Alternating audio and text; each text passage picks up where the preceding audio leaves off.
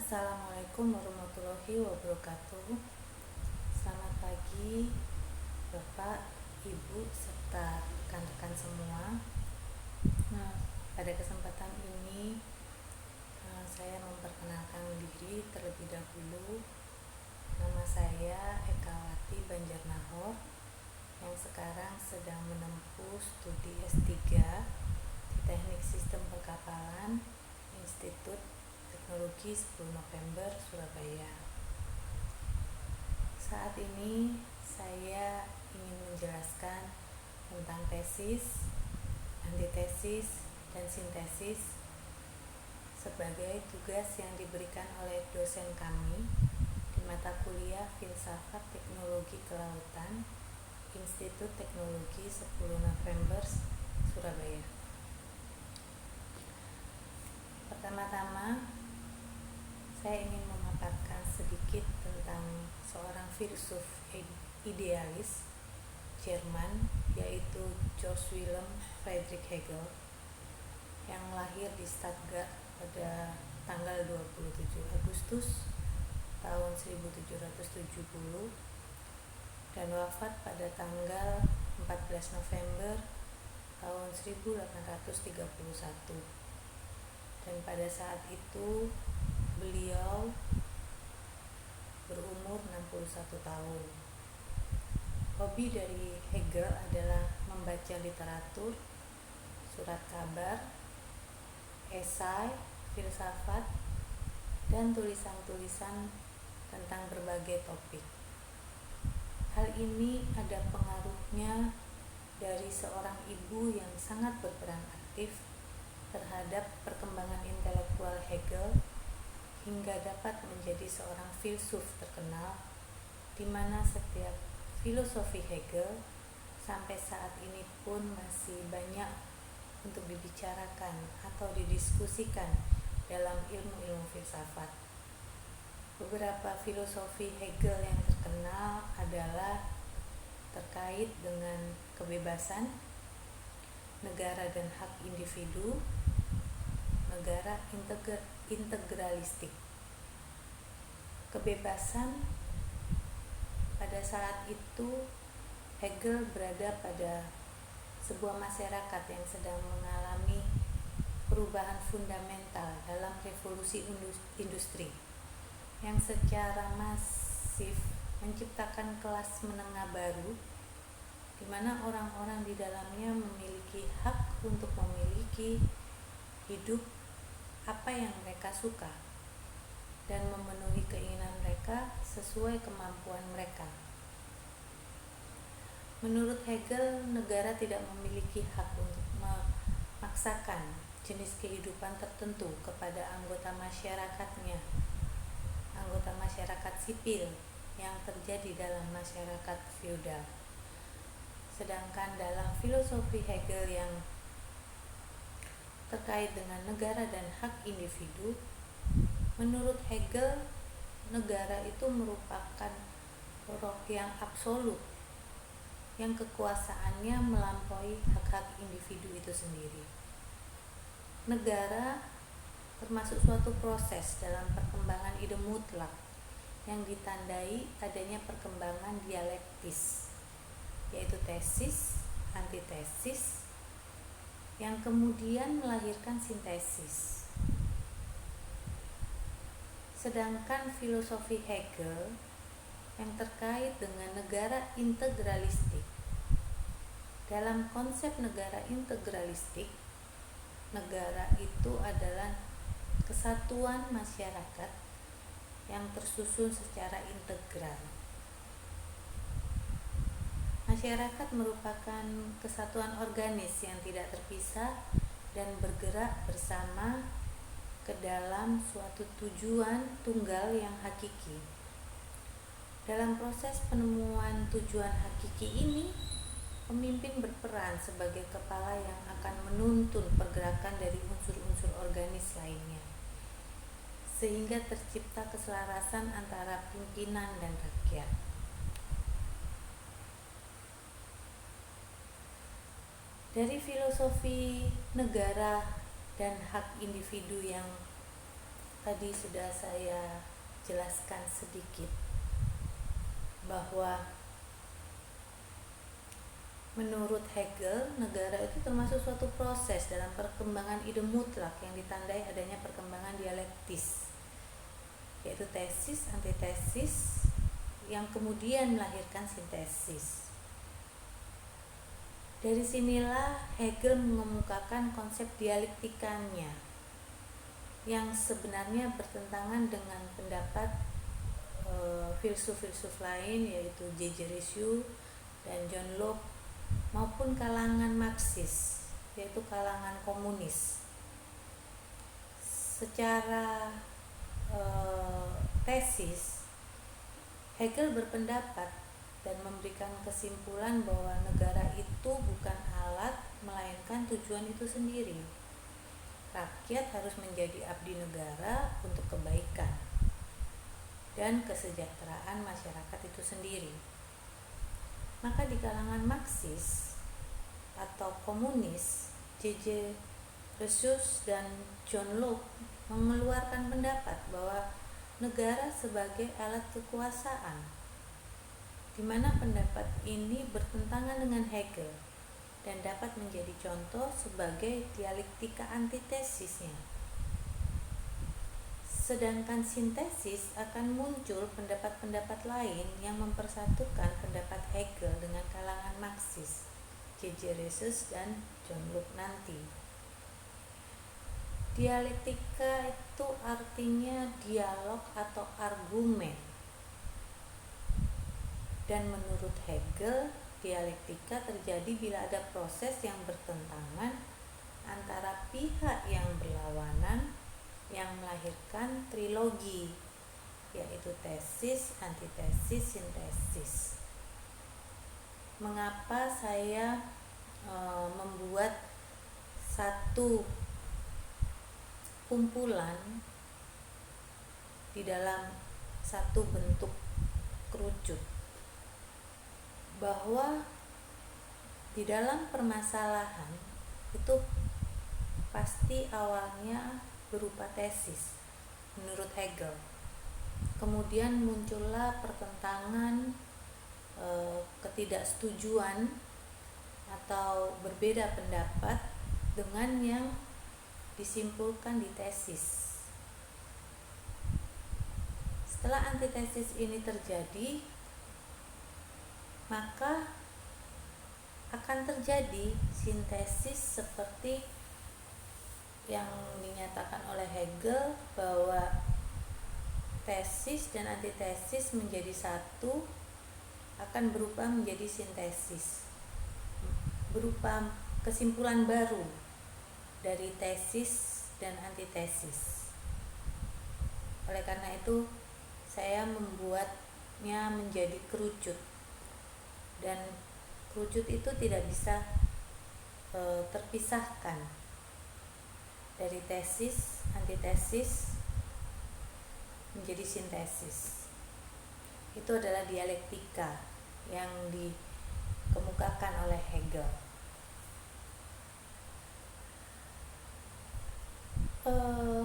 Hegel menyatakan bahwa tesis itu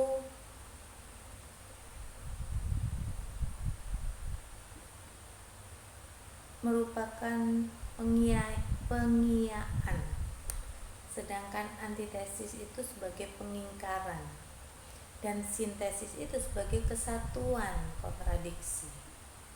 Apabila kita melihat pengertian daripada tesis, antitesis, dan sintesis adalah bahwa tesis itu adalah kebenaran atas pernyataan dari kesimpulan, sebuah hasil penelitian yang didasari dengan data, bukti, dan pemikiran yang logis serta konkret. Sedangkan antitesis itu merupakan bantahan atau sangkalan atas pernyataan tesis. Dan sintesis itu merupakan gabungan atau rangkuman dari tesis dan antitesis sehingga membentuk suatu pernyataan atau kebenaran baru.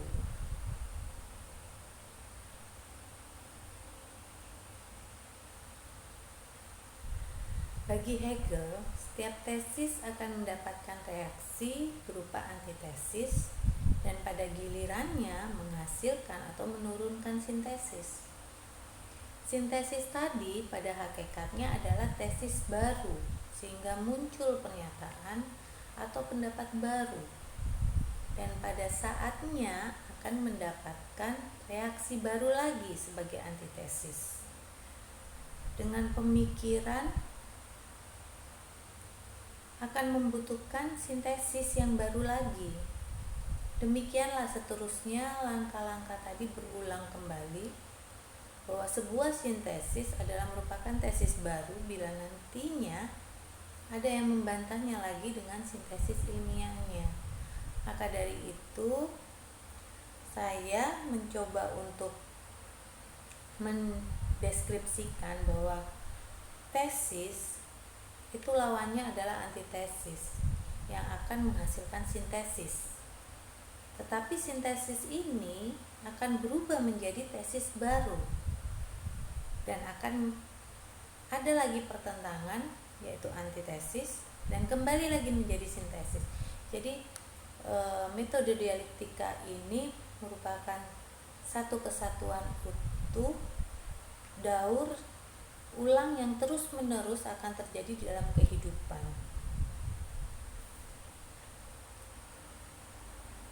Setelah membahas sejarah dialektika Hegel ini yang menghasilkan trilogi dalam pengertiannya, maka saya akan mengupas sedikit dengan memberikan contoh dari hasil pemikiran saya yang saya hubungkan dengan penelitian yang sedang akan saya kerjakan.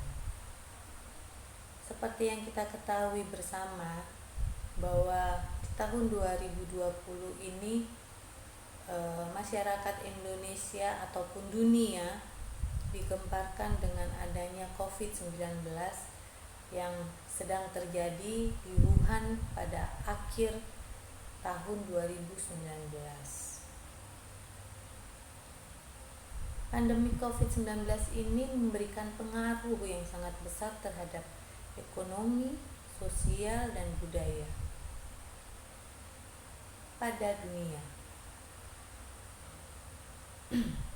Hal ini dirasakan oleh seluruh negara dan mengakibatkan pergerakan barang, terutama orang, terhambat karena seluruh negara harus menutup diri dengan istilah lockdown dan tetap berada di rumah tanpa melakukan aktivitas dan kegiatan lainnya di luar rumah. Seluruh negara mengambil langkah dan solusi bagaimana menyelamatkan rakyatnya dari bencana COVID-19 ini. Berbagai upaya dan usaha dilakukan hingga negara berani menanggung hidup sehari-hari masyarakatnya asal tidak keluar rumah atau berkegiatan di luar rumah.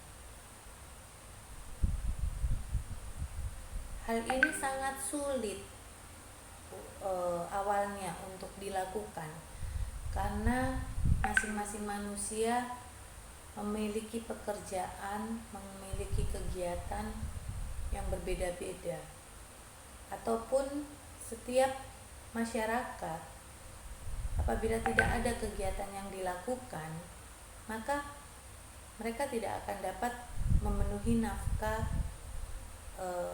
rumah tangganya, terutama pada kaum laki-laki yang menjadi tulang punggung keluarga. Dengan kondisi di atas, bila dikaitkan dengan dialektika, pandemi COVID-19 akan merubah sistem kehidupan di dunia. Perubahan sosial bisa terjadi karena dipicu oleh keadaan ekonomi, kekayaan, atau iklim. Perubahan ini bisa mendorong lahirnya perubahan sosial yang akan melahirkan suatu kehidupan baru. Menurut Maudong, bahwa kehidupan sosial kapitalis yang penuh dengan penindasan secara internal akan membawa perubahan menuju ke kehidupan sosial yang sosialis, entah apapun faktor eksternalnya. Sedangkan hipotesa Marxis atau yang dikenal dengan kalangan komunis dalam memandang virus corona 19 ini merupakan fakta. Runtuhnya sebuah kapitalis yang digantikan dengan sosialis komunis. Artinya berbagai problema sosial muncul karena beberapa negara lockdown, sehingga berbagai industri berhenti berproduksi. Pergerakan barang, pergerakan bahan baku, misal dari Indonesia ke Cina atau sebaliknya, itu terhenti karena semua kegiatan tidak boleh dilakukan. Begitu juga dengan ekonomi secara global, terjadi pertukaran atau sirkulasi barang atau bahan terputus akibat dari komunikasi yang terputus antar negara. Dalam hal ini, komunikasi yang dimaksud bukan komunikasi secara verbal, tetapi komunikasi untuk melakukan pergerakan baik melalui sektor transportasi, sektor industri itu sendiri, atau yang lainnya. Budaya setiap negara pun mengalami perubahan yang drastis untuk menuju ke kehidupan new normal atau kebiasaan baru. Hal ini yang dialami oleh masyarakat Indonesia khususnya, walaupun seluruh negara juga mencoba memberikan arahan untuk menuju ke kehidupan new normal. Inilah dialektika yang sesungguhnya terjadi di tahun 2020, di mana kehidupan lama kita bisa disebutkan sebagai tesis. Kehidupan lama kita itu sebagai tesis. Kita dapat berkomunikasi secara tatap muka, tanpa jarak, tanpa rasa was-was atau khawatir. Dapat berjabat tangan, berpelukan, bahkan berciuman secara bersahabat, atau yang dikenal, maksud saya berciuman itu bukan berciuman yang tidak baik, tetapi berciuman yang lebih dikenal dengan bahasa gaulnya, yaitu cipika-cipiki, yang artinya cium pipi kanan, cium pipi kiri. Di dalam pemerintahan pun hal ini sering terjadi, bertemu dengan sesama pejabat atau presiden atau lain daerah, itu bila bertemu, tiga hal ini untuk berjabat tangan, berpelukan, cium pipi kanan, cium pipi kiri, itu dilakukan, menandakan bahwa kedekatan antara manusia, orang satu dengan yang lain itu erat. Kemudian terjadilah antitesis dengan keadaan pandemi COVID-19 yang bertolak belakang sekali, dan bisa dibilang bukan bertentangan ya, tapi bertolak belakang. Sudah tidak bisa lagi untuk berjabat tangan, tidak bisa lagi untuk cipika-cipiki atau berpelukan. Bertatap muka pun sekarang sebaik mungkin dihindari, sehingga semuanya berupa online. Itu maksudnya salah satu juga untuk menjaga jarak kita, bertemu dengan orang lain tidak bisa secara langsung. Apabila bertemu dengan orang lain secara langsung, otomatis kita tidak menjaga jarak, padahal yang disarankan 1 hingga 4 meter adalah jarak aman untuk menghindari COVID-19 ini. Keadaan seperti ini muncullah sintesis dengan kehidupan yang baru, yaitu yang biasa dikenal dengan new normal, menuju kebiasaan baru, menuju ke budaya baru. Di kebiasaan baru, orang diwajibkan mengerti dan menguasai teknologi untuk melakukan segala aktivitasnya tanpa bertatap muka, tanpa bertemu langsung, untuk mengurangi penyebaran COVID-19, mulai bekerja, mulai dari sekolah anak-anak sampai ke pedagang. Lebih baik melalui online, walaupun kondisi sekarang masih ada sebagian yang langsung bertatap muka, tetapi sangat-sangat diusahakan itu tidak terjadi. Maka dari itu yang namanya GoFood, namanya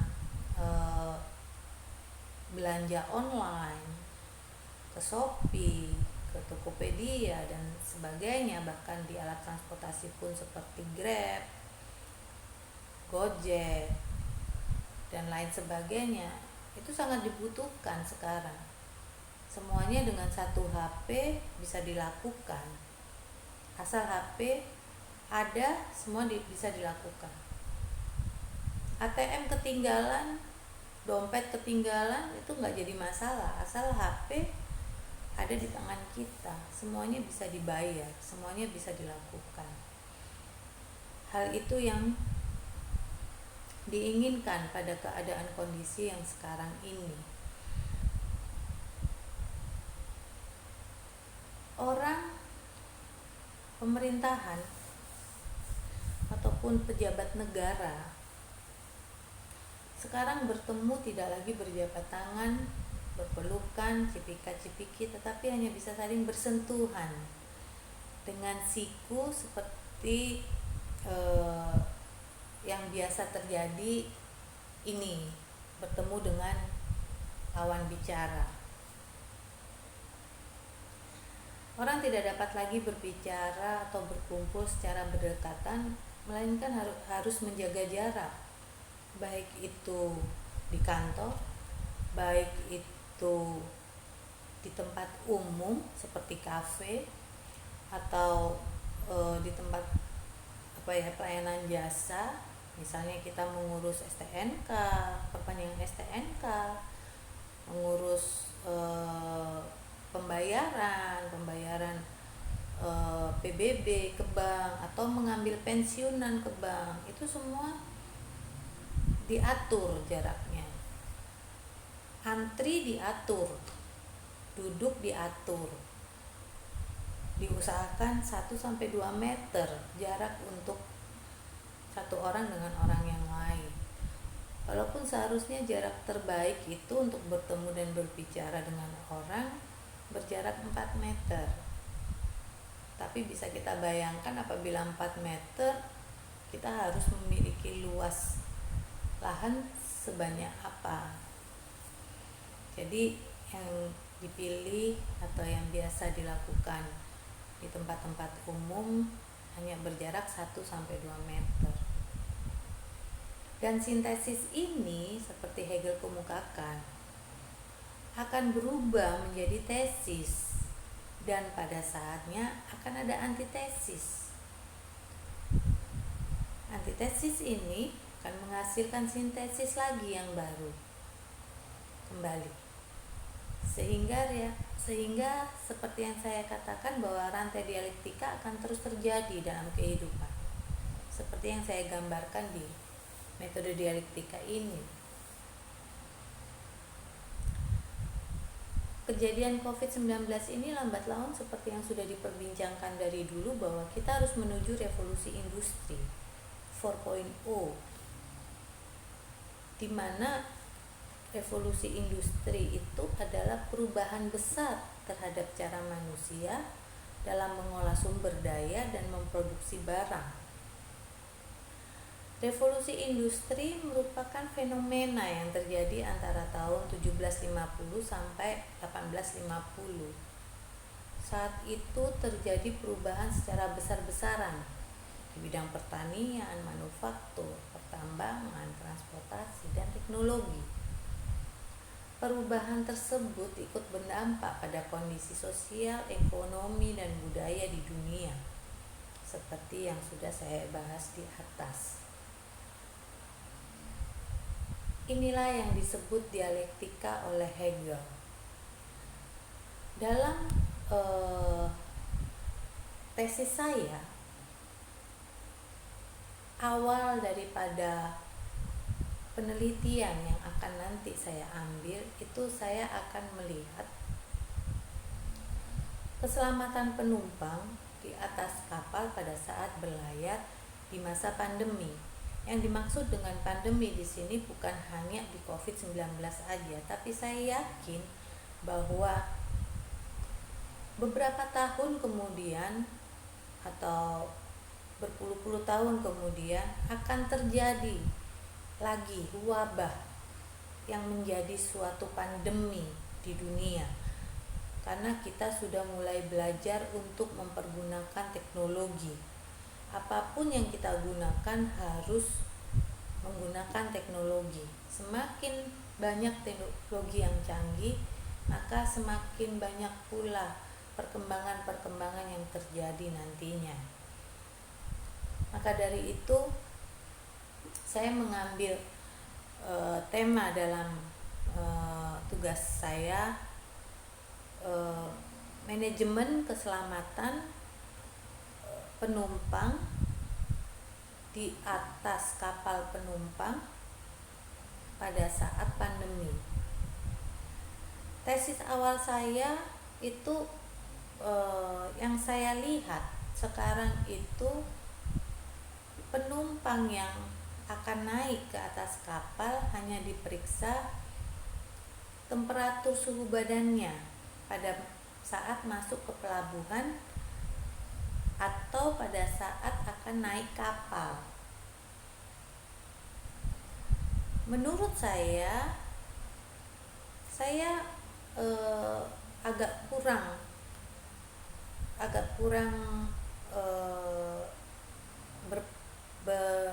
kurang setuju dengan yang dilakukan di lapangan, bahwa penumpang itu hanya diperiksa suhu badannya saja.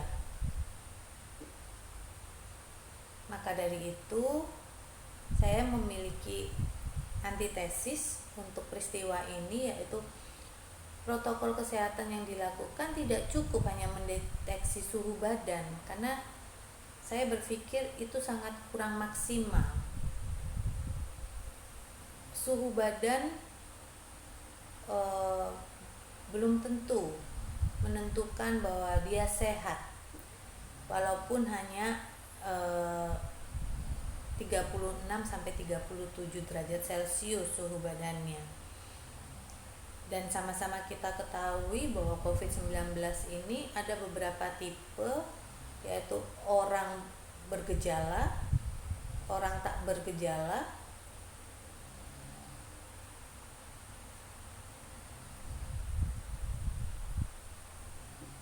dan orang yang benar-benar positif. Dan itu dilakukan dengan cara rapid yang dilanjutkan dengan swab.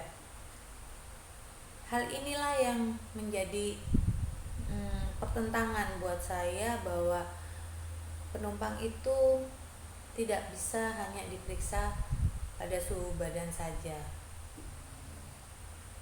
Tetapi antitesis ini nantinya akan saya teliti lagi, akan saya lihat lagi hal-hal apa saja yang dibutuhkan untuk membuat penumpang itu aman, nyaman untuk naik kapal tanpa berisiko, baik pada ABK, pada awak kapal dan para penumpangnya. Maka dari itu, sintesis yang nantinya akan saya kemukakan bertujuan untuk menerapkan manajemen keselamatan dengan memperhatikan risiko-risiko yang akan terjadi di atas kapal penumpang. Itu sekilas penjelasan dari saya apa yang dimaksud tesis, antitesis, dan sintesis menurut Hegel maupun yang akan saya teliti selanjutnya dalam perkuliahan saya. Terima kasih atas perhatiannya. Semoga kita sehat selalu. Salam sehat, sampai bertemu kembali.